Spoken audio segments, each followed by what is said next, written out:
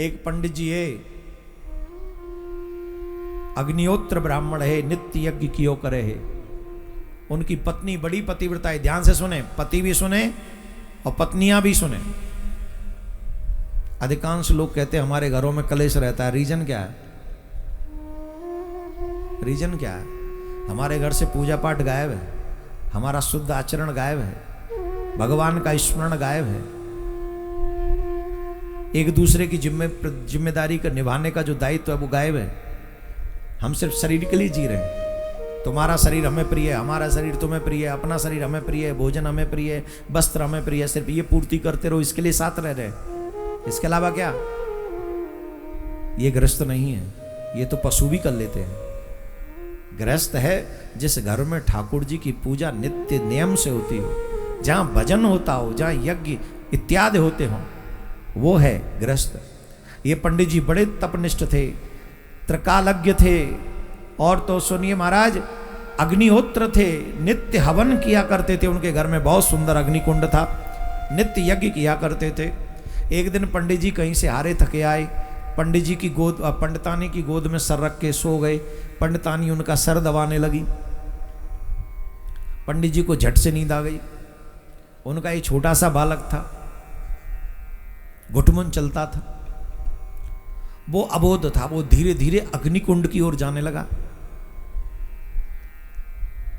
अग्निकुंड में बड़ी तेज अग्नि ज्वाला जल रही थी, अग्नि की लपटें ऊंची ऊंची हो रखी थी।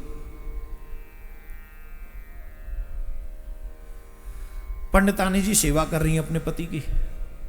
पंडितानी सोच रही है कि अगर मैं अपने बच्चे को नहीं रोकूंगी तो ये बच्चा अग्निकुंड में गिर सकता है और इससे इसके प्राण भी निकल सकते। अब मैं क्या करूं?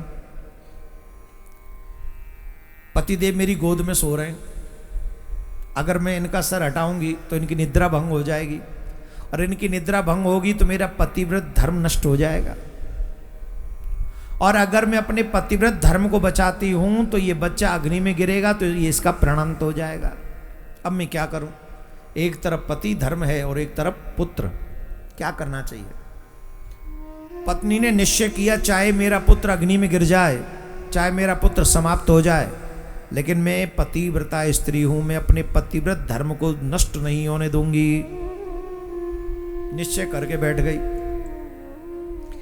उसने इतना सोचा ही था ब्राह्मणी ने कि इतने में उसका बच्चा अग्नि में गिर गया,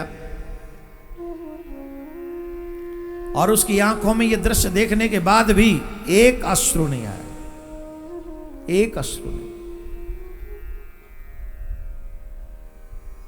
क्यों?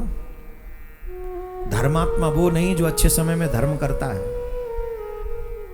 धर्मात्मा वो नहीं है जो अच्छे समय में धर्म करता है। तो धर्मात्मा वो है जो विपत्ति काल में भी धर्म को छोड़ता नहीं है, वही सच्चा धर्मात्मा है।